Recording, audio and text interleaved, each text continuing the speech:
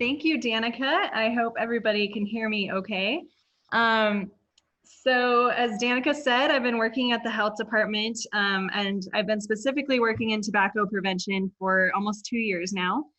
And I just thought really quickly, since there are so few of us, we could go around and just say your name, your occupation, whether or not you are a parent, and what you are hoping to learn from this webinar.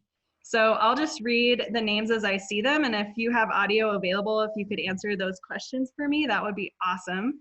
So starting with Winnie.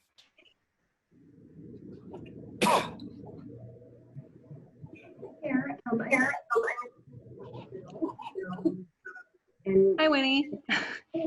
I can't hear you very well. Oh, there, it's better.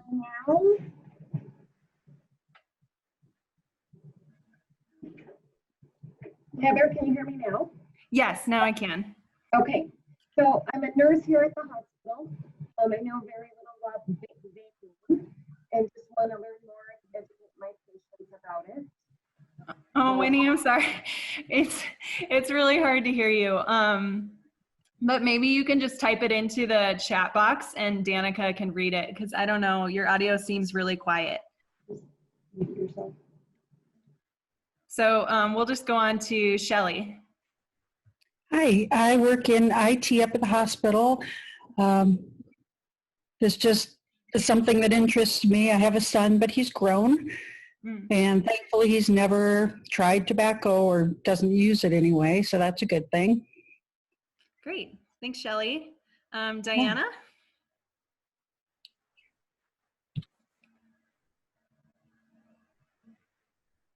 Nope, sorry. Diana? Hi, can you hear me? Yes. Okay, I am an assistant to the Director of Job and Social Services, and I've always been interested in health and just wanting to know more about it. So, you know, those of us who can help others if maybe they have questions about vaping. Great. And that's here in West Yellowstone. Okay, thanks, Diana. Okay, and let's see, we already heard from Shelly. Corey.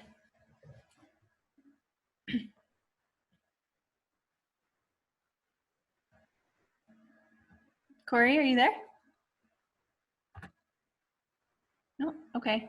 Alan. Hi, can you hear me? Yes. Yeah, I'm Al Brayton. I'm the supervisor of Highland Park Pharmacy at the hospital. Just thought this would be a good topic to partake in. Great, thank you. And Amy?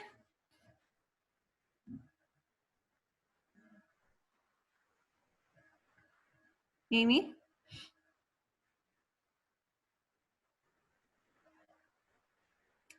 Okay, we'll go on to Cindy. Oh, hi. I thought this was interesting because I'm a parent. Great. How old are your kids, Cindy? They are 11 and 14. Okay.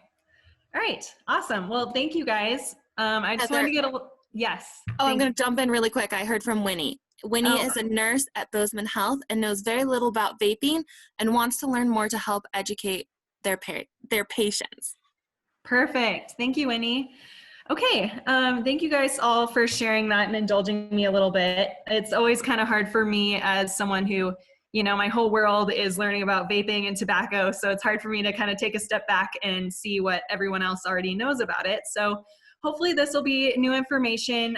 Some of it you may already know, but I'll try to keep it interesting for you guys. So just kind of as a disclaimer, most of this presentation is going to be youth focused.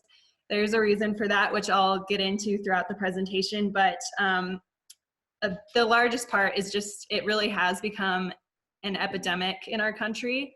More than 1 in every 4 high school students and 1 in 10 middle school students reported current electronic cigarette use on the 2019 National Youth Tobacco Survey. And those numbers are really high, and that's just, that's current use. So that means they have used it over the last month. And if we look at the trends from 2016 to 2017, there was a 75% increase in e-cigarette use, which is completely unprecedented. We hadn't seen a spike of any other drug use by that much historically. So that increase was really scary, and that's what drew so much attention to vaping as a topic. And just looking at nicotine in general, more people in the US are addicted to nicotine than any other drug or any other substance. It's highly addictive, and for those of you who do work in the healthcare profession, you probably see it all the time. It's really, really addictive, and there are a lot of people that want to quit, and it's extremely difficult to quit. And why we're really focusing on youth in a lot of our tobacco prevention efforts is because 90% of current smokers started before the age of 18. So we know that youth are more prone to addiction. I'll talk a little more about that later, but that's really concerning for us. And additionally, there have been a couple of studies who have found that kids who vape are 3 to 4 times more likely to start smoking cigarettes a year later. And a lot of that just comes from that nicotine addiction, becoming so addicted that you're willing to get it from any source possible. So we're not seeing this in kids who were likely to smoke before. It's in kids who weren't likely to smoke cigarettes before and start smoking because of vaping. And just to kind of look more closely at the trends. So you guys can kind of see how there was a drop from 2015 to 2016. And then it just spiked again from 2017 to 2018. So that was that 75% increase that I was talking about. And a lot of that had to do with the products that were on the market. So 2017 is when Joule started to be really heavily advertised. And not only was it being used by a lot of students, it was being used by students who, like I mentioned earlier, wouldn't have been prone to tobacco use necessarily. It was the popular kids, it was the mainstream teens, the ones who were good students, were athletes, were still taking up these products. So that was why we saw that huge spike. And then looking a little more locally in Montana, you can see from 2017 to 2019, it just continued to increase. And we're actually higher than the national average here. So you can see current use, the national average was around 27%. And here in Bozeman, in Montana, it increased to 30.2%. The Bozeman numbers, the local Gallatin County numbers, are more similar to the Montana numbers. They're slightly lower, but not by much. They're still above the national average. And then the thing I really want to point out on this slide is the frequent use and daily use. So frequent use meaning 20 or more days over the past month, and daily use meaning every day over the past month. So you can see that those numbers nearly quadrupled from 2017 to 2019. And that's just really illustrating the addictiveness of these products. Oh, and by the way, I meant to mention on that last slide, it's only 4% of adults in Montana who are using vapor products, e-cigarette products. So we're comparing 30% of youth to 4% of adults. So it's definitely more of a youth issue. So how did we get here? A lot of it was early advertising and a lack of regulation. So you can see in that image, that was an early Joule advertisement. It's very clearly marketing to youth. She's wearing a Letterman's jacket, has a high ponytail. She looks really young. They're really trying to portray that cool factor, bright colors. It's really just a page out of the tobacco industry's playbook. And actually, the state of Massachusetts is currently suing Joule for these advertisements, claiming that they were specifically targeting youth. And then obviously with any new product, there's a lot of curiosity surrounding it. Flavors is a huge piece of this. When we look at youth use in particular, over 80% of youth say that their first product they ever tried was flavored, and that the reason that they use these products is because they like the flavors. So flavors is a really big piece, and especially when they come in fruity flavors and candy flavors. There are over 15,000 flavors on the market, so lots to choose from. And additionally, there's this perception that they're safe. There's a big campaign right now, you guys may have seen it, that safer doesn't mean safe. And a lot of it just comes from the fact that we don't know as much about e-cigarettes as we do about traditional tobacco.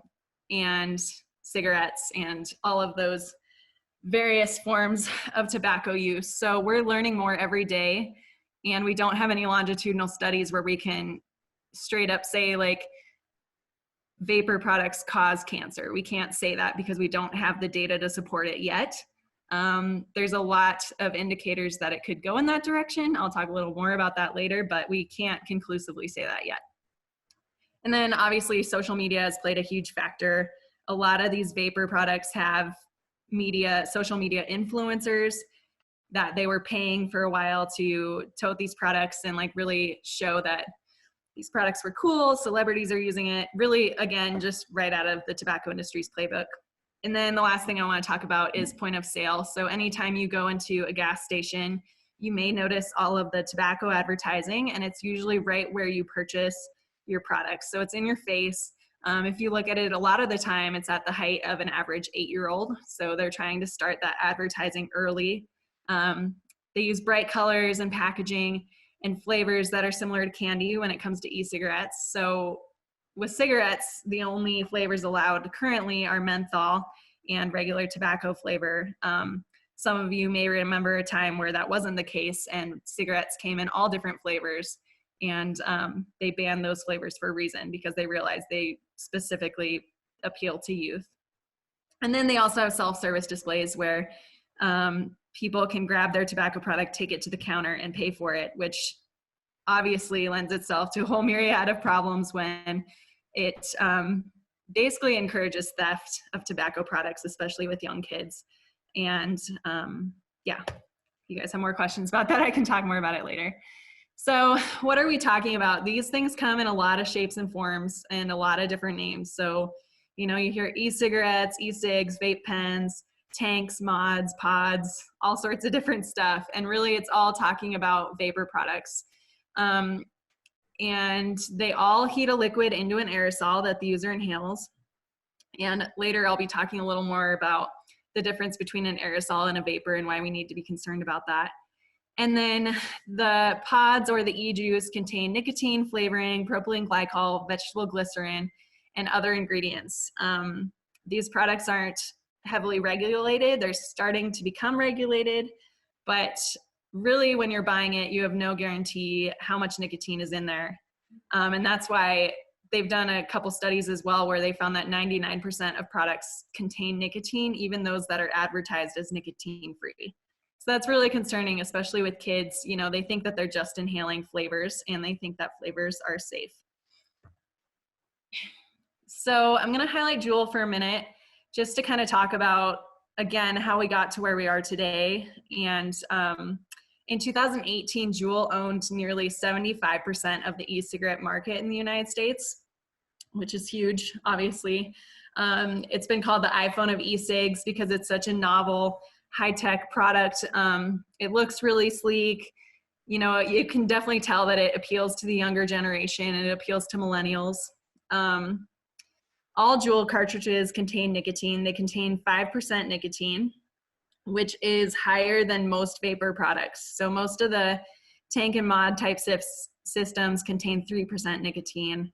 And so it's a higher level of nicotine, and it's also, they also use nicotine salts. So the difference between nicotine salts and free-base nicotine, which is what you find in most e-liquids, is just what it sounds like. The nicotine is actually attached to a salt, which acts as a catalyst to get it to the brain more quickly. So basically you're getting a hit immediately, whereas other vapor products might take a little longer. And they even say on the website, you know, like this is for people who smoke over a pack a day, because it's delivered to your brain so quickly, it might be intense for people who smoke less than that. So you can imagine for a youth who hasn't used tobacco before, the kind of hit that they're getting from this. It's delivered to the brain really quickly. And also when you inhale nicotine, it's really harsh on your throat. So when it's attached to a salt, it's less harsh. So it's not only easier to smoke, but again, it's hitting your brain quickly. And I also want to talk about just how, you know, juuling has become a verb in youth culture, and they don't even think of it as an e-cigarette or a tobacco product. It's a Joule, it's its own separate thing. And there was also on the youth risk behavior survey, they found that over a third of youth didn't know that it contained nicotine, which is really concerning because it always does, like I said. And another thing is it's cheaper than cigarettes. So once you buy that initial starter pack, which is in that picture, that initial starter pack costs around $50, which is a steep initial purchase price. But after that, each replacement pod is cheaper than a pack of cigarettes. So it becomes a less expensive habit. Okay, I'm going to quickly go through this timeline because there's been a lot of recent events surrounding vaping, and so kind of go through that, why we are where we're at today. Way back in October of 2017 is when Jouling started to make headlines as a widespread issue among teens.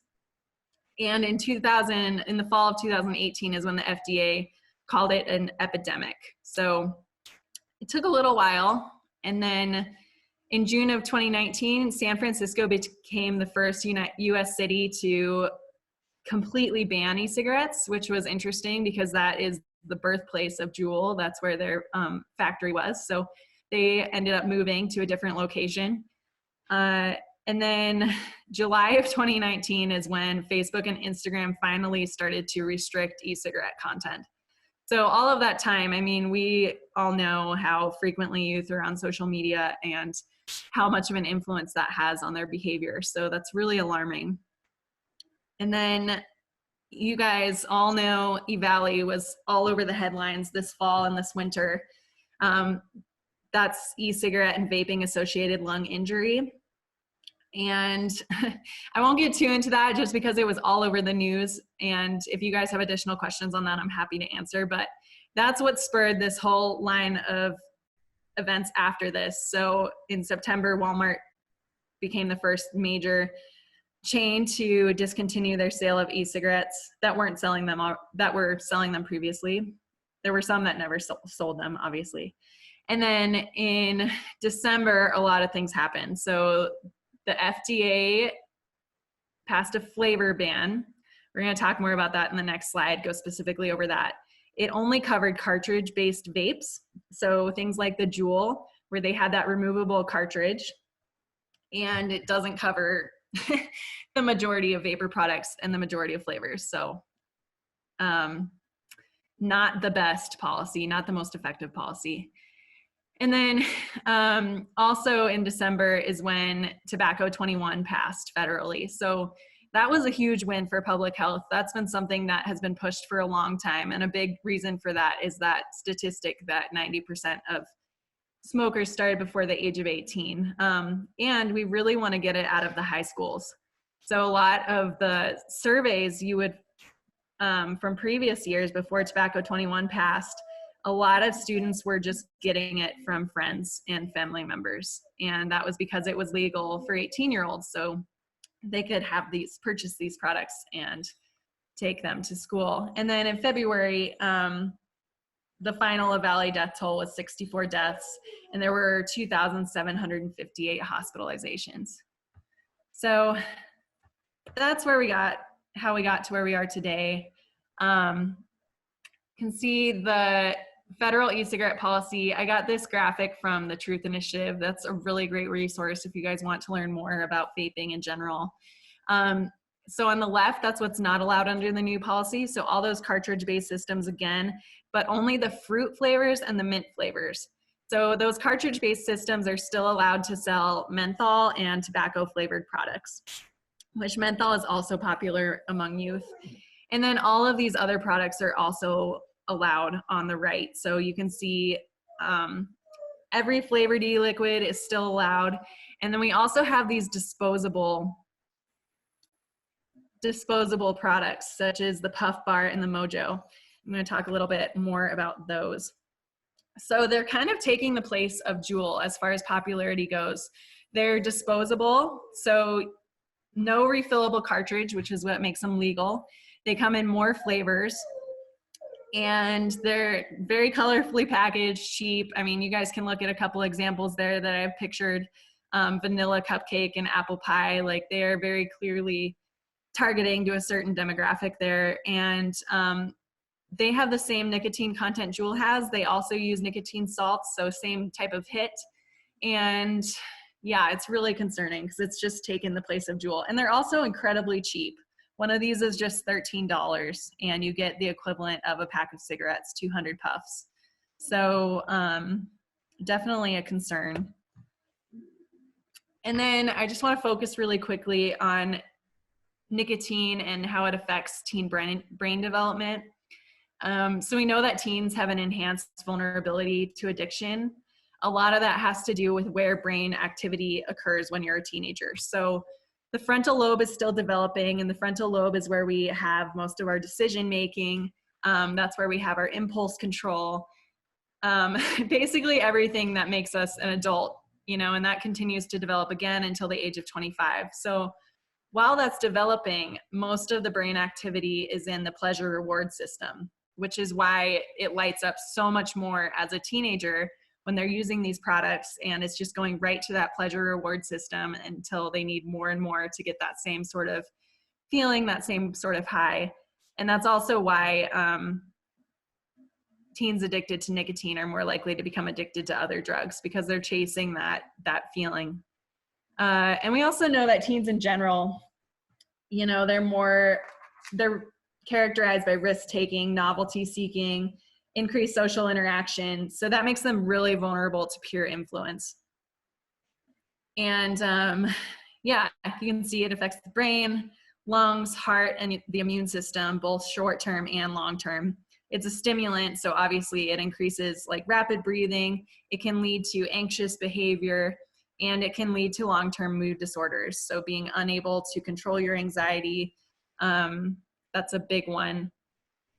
So yeah, a lot of concerning things, particularly when we talk about using these products before the brain is fully developed. And then we have all these other chemicals in there. So if you guys remember the main ingredients, it was propylene glycol, vegetable glycerin, nicotine, and flavorings. So those are what is always touted. These are the only ingredients, just these four, and they're all FDA approved. Well, they're all FDA approved to eat, not to inhale. So that is a really important distinction. So for example, with propylene glycol, when you add heat to it, it degrades into formaldehyde. And that's why we have such high levels of formaldehyde found in e-cigarette aerosol. It can be up to 15 times higher than cigarettes, and formaldehyde has been linked to throat and nasal cancer when it's inhaled, especially for long periods of time. And then they've also found heavy metals in e-cigarette aerosol, including lead, cadmium, nickel, and tin, and that mostly comes from the device itself, from the battery and from the coils. But exposure to those metals over time can cause neurological disorders and can also cause respiratory issues. And then we have flavoring chemicals. So diacetyl is just one of them. You guys may have heard of popcorn lung before.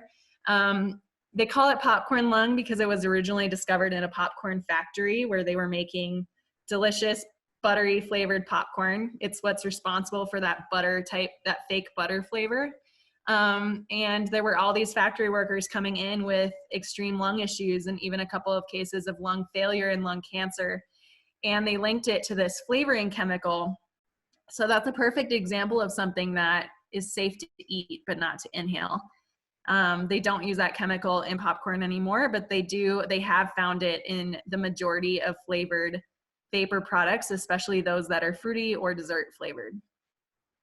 And then we have the particle size. So again, this is the distinction between an aerosol and a vapor. Saying it's a vapor makes it sound far more harmless. You know, when we think of a vapor, we think of water vapor primarily, you know, like a steaming teapot. But aerosol, a good example of an aerosol, you think of something in a can, right? So hairspray or a cleaning solution or something like that that comes in an aerosolized can. The thing there is if you spray it in the air, you can actually see the particles. And that's what's really concerning, because those particles, they're small enough to become lodged deep in the lung, which can cause all sorts of issues. I mean, we all live in Montana, so every fire season we have to think of a particle size of less than 0.5 micrometers, that's when they start to say that it's dangerous to go outside and you shouldn't be breathing in the smoke. So we're talking about less than 0.3, which is really concerning. And then I left some question marks there because they're finding new things in this aerosol all the time, and we're learning more every day. So it really is a concern, and it's something that, yeah, we need to be aware of, and we need to continue to research and stay up to date on, because it's constantly changing. So I want to end on a more positive note, just kind of empowering you guys to, you know, what can you do as individuals and as parents and as healthcare workers? You know, educate every kid you talk to. For those of you who do work in healthcare, you know, it's so important to, at every visit, ask, advise, refer. You already know that with tobacco prevention in general. Do it with kids too, with e-cigarettes. You know, it's really important, and even, you know, if you can do it without a parent there, or just inform them how important it is that they share that with you, and then educate them about what the harms are and what we don't know and what we do know and how they can quit. And I'll talk more about that in the next slide. And then continue to educate yourselves. You guys have all been great attending this webinar today. I hope you did learn something new. And yeah, again, I'm happy to answer any questions you still have, but just continue to educate yourself, because the information is changing, and hopefully in the near future, we do have some longitudinal studies where we can say conclusively that it causes all these different issues that we suspect it causes based on the ingredients. And then support proven prevention strategies. So raising the price on tobacco products, anytime there's an initiative doing that, we have found that that drastically curbs youth use. And a lot of tobacco taxes that currently exist only apply to cigarettes and smokeless tobacco and other tobacco products like that, not e-cigarettes. So that's something that we can support when those initiatives do arise. And then tobacco-free environments. So it's really great in Bozeman. We have, in our Clean Indoor Air Act, e-cigarettes are included, and that's not everywhere. So outside of, sorry, I keep saying Bozeman, I mean Gallatin County. So in Gallatin County, e-cigarettes are a part of our Clean Indoor Air Act, so they can't be used indoors, which a big thing about the tobacco-free environments as far as youth use goes is it really sends that message, that social reinforcement that tobacco products are not healthy, including e-cigarettes, and that they're not socially acceptable. People don't want to be exposed if they don't have to be. It just really reiterates that message, and that has made a huge difference in tobacco use among youth, and hopefully it will make a difference in e-cigarette use as well. And then point of sale regulation. So what I was talking about earlier, a big part of that is actually banning flavors, especially in areas that permit youth under the age of 21.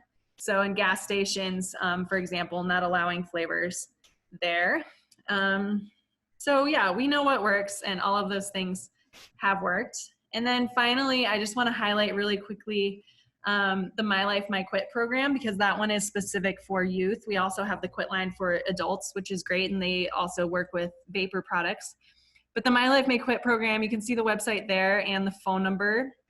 And for those of you who do work at the hospital, if you need any materials, just let me know, just contact me and I will get those for you. We have brochures and posters and everything like that. And just with that, the great thing is that youth can text that number, so they don't have to actually make a phone call, which makes a huge difference with our younger generation. Talking on the phone isn't really in anymore. So the My Life, My Quit program is great for that. And they offer free coaching sessions. They don't offer nicotine replacement therapy because it's not FDA approved for youth under 18. But for those of you who are doctors, you know, you guys know the risks and benefits of that. So that's can be prescribed by a doctor. So that's all I have. Thank you guys so much. There's my contact information. Please feel free to reach out if you need any materials or additional information from me. I am available primarily by email right now because I have been working from home. So feel free to email me anytime.